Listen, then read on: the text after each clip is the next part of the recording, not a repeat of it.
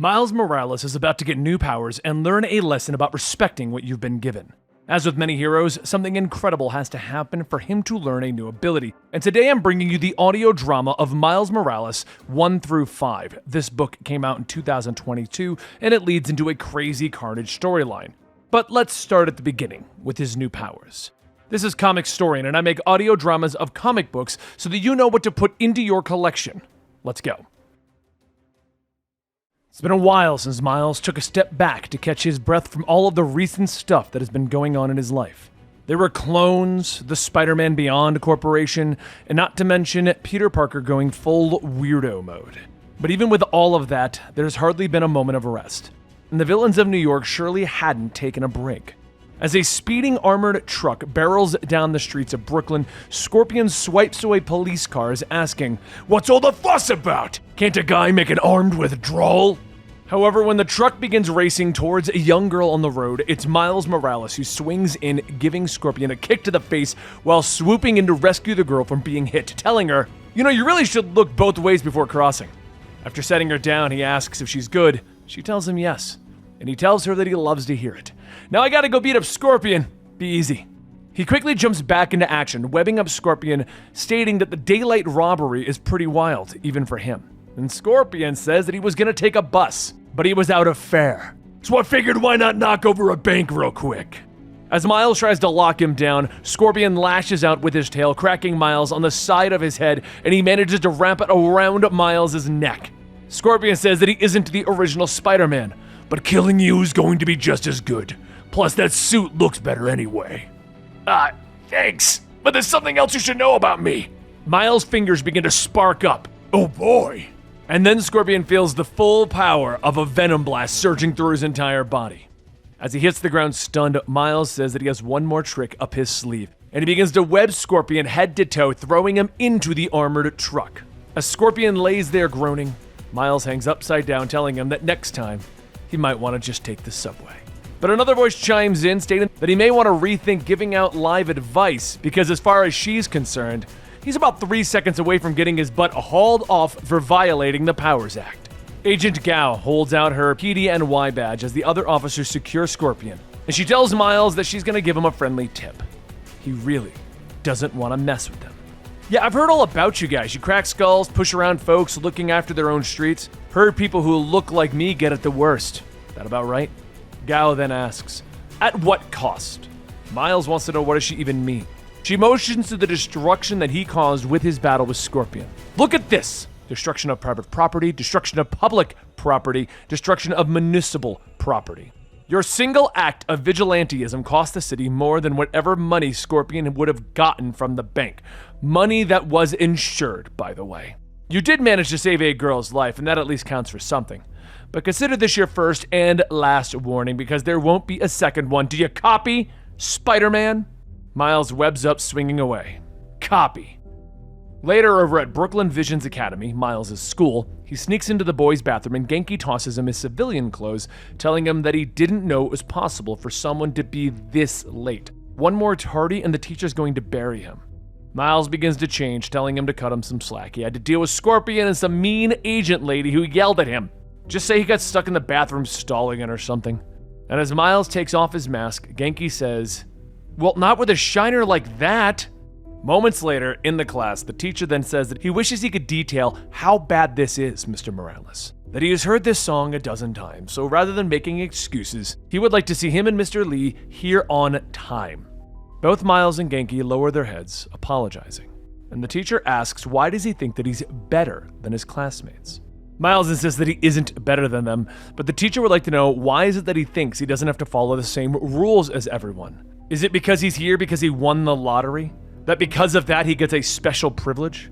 Because he won the lottery getting into this school, someone else had to lose. He should be more grateful. A lot of kids would kill to be in his shoes and walk these halls. So sit down.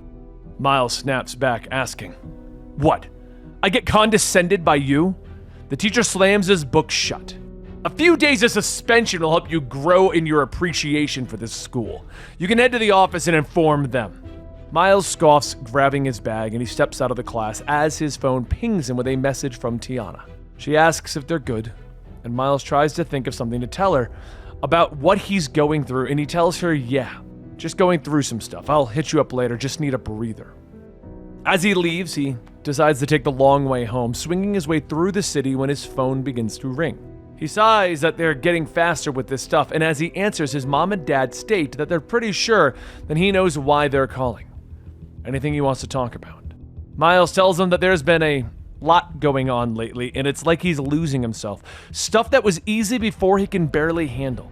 The Spider-Man stuff, school, relationships. It's all like he's getting buried by everything, and he's just scrambling to stay afloat. He just wants to do good. He just wants to be good.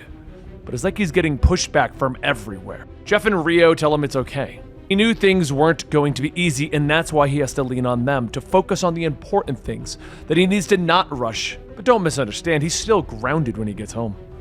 He wipes his face, telling himself that it's all going to pass, and that's when he hears a buzz coming from the distance. When he reaches the source of the sound, he sees Bumbler breaking into a building, stating that he loves the upgrades. But I can't say the same about you breaking and entering. Bumbler spins back, firing his gun. That was a reflex! Please don't hold it against me. Miles dodges, telling him that it happens, and then he swings both feet towards, knocking Bumbler into the building. You should be careful, because just because a bee is down, it doesn't mean it's out. Ultimate attack, honey punch! As Bumbler swings, he hits Miles, launching him across the warehouse, and Bumbler looks at his hands. Holy crap, she wasn't lying about these upgrades. Miles then begins to get back up, telling him, all right, I'm officially over this. And he begins punching Bumbler over and over, with each hit hitting harder and harder. With a bloody and bruised face, Bumbler begins to yell, you won, man! Just stop hitting me! And as Miles pulls back for another swing, he pauses, realizing that perhaps his anger is getting the best of him. So he webs up Bumbler, telling him that he's sorry, but he's got to run. His heart isn't in this right now. Meanwhile, elsewhere, the girl that Miles rescued is walking down the street, and an older homeless woman on the sidewalk calls out, asking how was her day, Raneem. Raneem tells her, fantastic, Spider-Man saved her, how lucky was that? And the woman laughs. Is that why you're glowing? Raneem says that she has no idea, but she walks into her store, locking the door. She walks to the back where there's a dozen monitors all set up, all with images of Miles, both in and out of costume.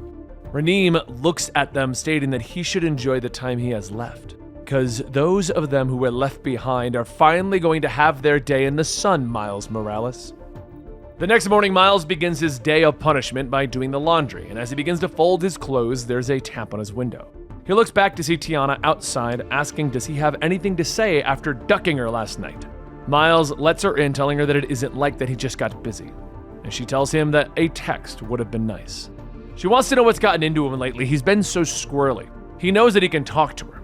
Miles says that he's just having a hard time as well. He's been feeling lost and doesn't know what to do. She tells him that she gets it, but he should try talking. Miles says that he's been thinking a lot about what happens if someone close to him gets hurt or something. Him and Tiana can handle themselves, but Genki is different, you know? Tiana begins to climb back out of the window, telling him, got it.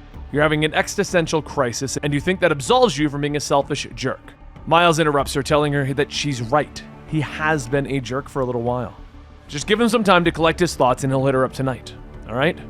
She flies off, telling him, process how he processes. But she isn't the type to just sit around waiting for him. Miles sighs, falling back to his bed as she leaves, looking at the hole in his costume, beginning to wonder about Bumbler's most recent upgrades. He heads back out to where he fought Bumbler to see if he can get some clues, and as he sneaks in, he hears something rattle and quickly webs it up. Except as he attempts to web it, it's grabbed and he's pulled in as a voice tells him, is that so? He looks up to see Misty Knight, who tells him that she is trained with enough spider folk to see through web shooter tricks. You're the Brooklyn Spider-Man, right? I saw your name in the Beyond files. Miles tells her thanks, but not to be rude, but why are you here? She tells him that she's on the clock.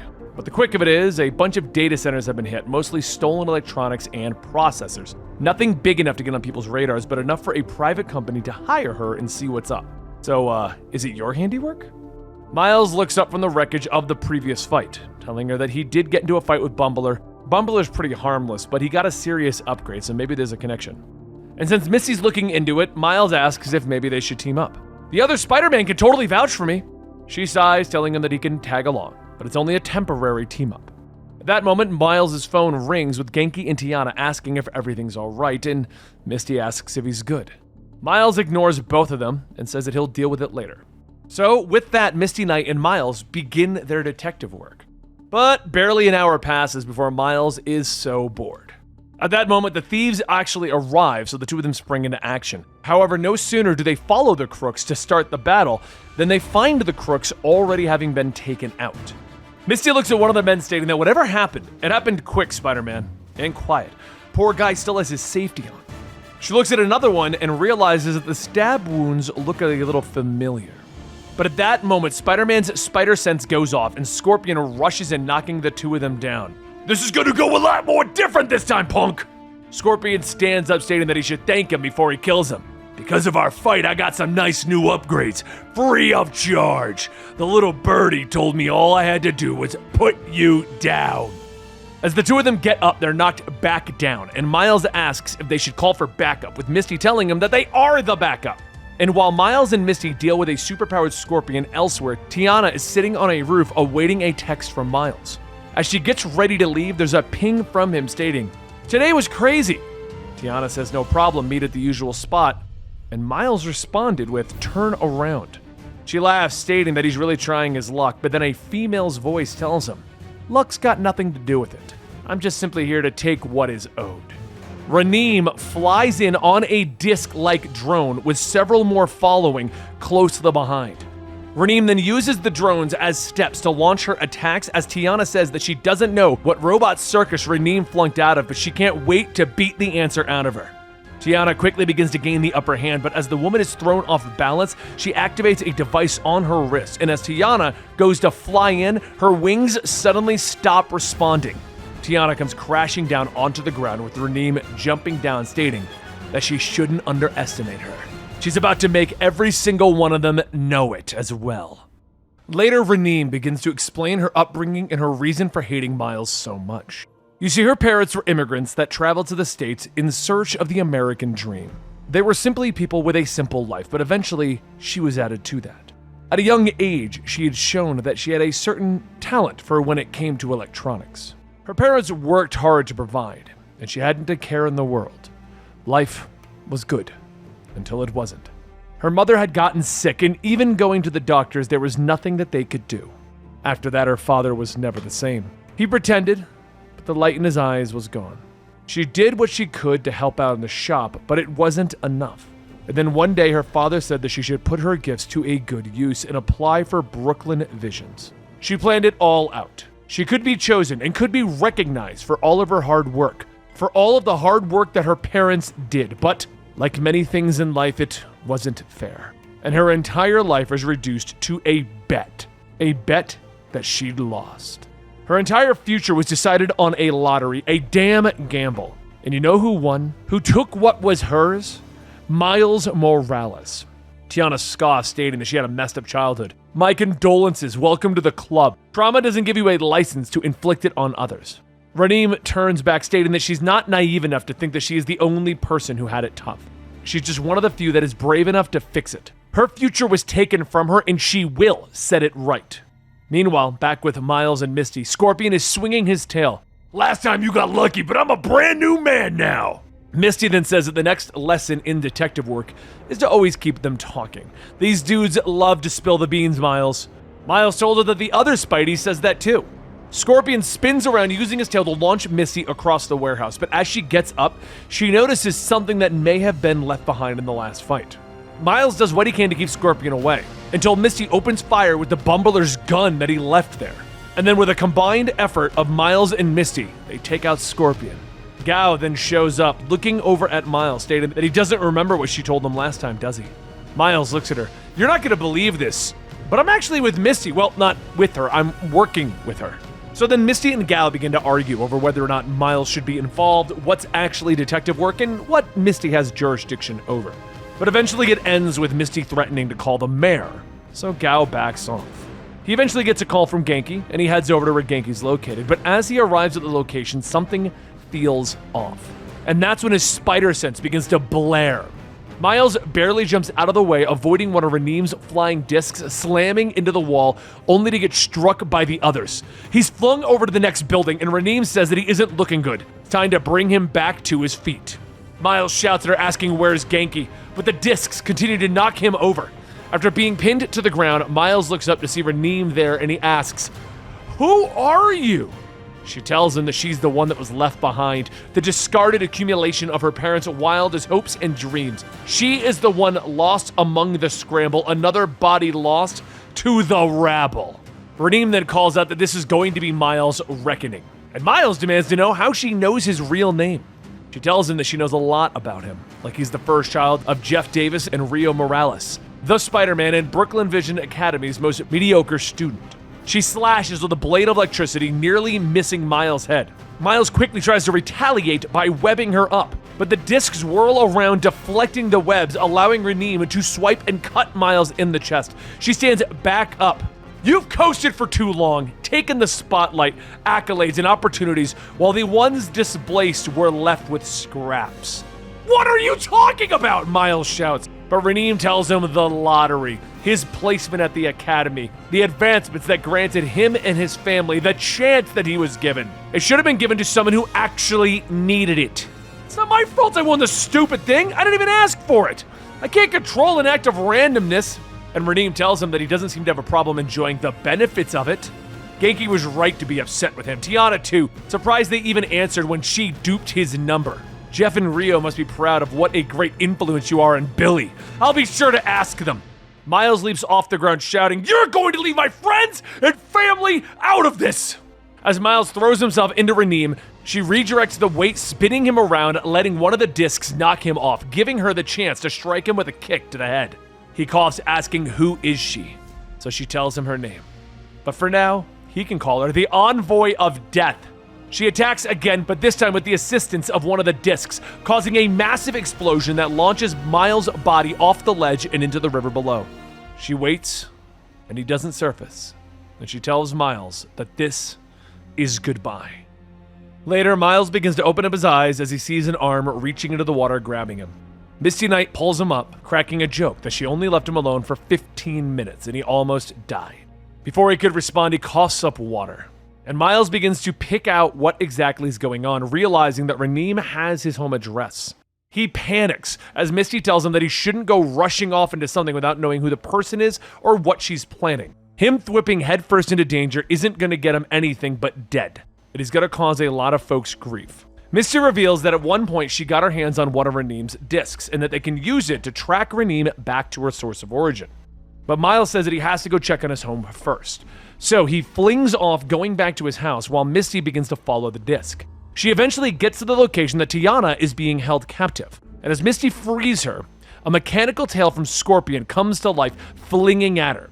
Meanwhile, across town, Miles hops over another building, noticing smoke coming out of where his apartment is, and he begins to panic, rushing over. As he gets street level, he looks up at the destroyed building and simply says, "Oh God." Reneem says that she's glad that he made it out alive. He's back just in time so that she can show him the end of the Morales family in person. Miles begins to get closer to the wreckage of the apartment, asking what did she do? And she tells him that she came to settle part of his debt, and now she'll collect the rest. She attempts to open with an attack, but Miles is furious, webbing up her discs, jumping into the fire in search of his family. Rio calls out and he punches his way through, seeing his parents and Billy huddled in the corner just out of range of the inferno. Miles begins to apologize, but Jeff tells him that this isn't on him. And then Miles grabs everyone, launching them into the street. Before Miles could even get his bearings though, Rio shouts for him to look up and a disc shoots by, knocking Miles into the air. He begins to fight with the disc. "Can I get 5 seconds to myself?" And Reneem yells no. He doesn't get to save the day. He took her family, and now she's going to take his. Suddenly, the discs begin to stop focusing on Miles, and they turn their attention to his parents, Jeff and Rio. He screams at her to attack him, and as he swings, he creates an electrical sword of his own. Reneem asks how is he doing that, and Miles says, I don't really know, but this new power is going to prevent you from hurting anybody. The two begin to fight for power, with Miles pushing himself back, cutting away at the discs, and then into Reneem. She tells him that this isn't right, and Reneem backs away, yelling for him to just shut up. She rockets herself at Miles, telling him that he doesn't know anything about her, but what she's gone through, what her limits are, nothing.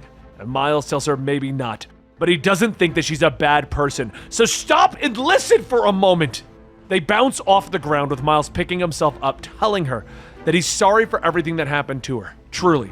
But it was all outside of his control. But he's still sorry. It shouldn't have been like that. He was given a chance while hers was taken away, and it wasn't fair. She has to stop this. Raneem tells him that he doesn't know what it's like for two people to sacrifice so much, to work so hard, to give her a better life. She just wanted to return the favor. She wanted to be a good daughter. Miles says that she's right. He doesn't understand, and he never will. But what he does know is that his family isn't to blame. So don't take it out on them. Take it out on him. He won't fight anymore. Just leave them alone. Raneem starts to freak out. No.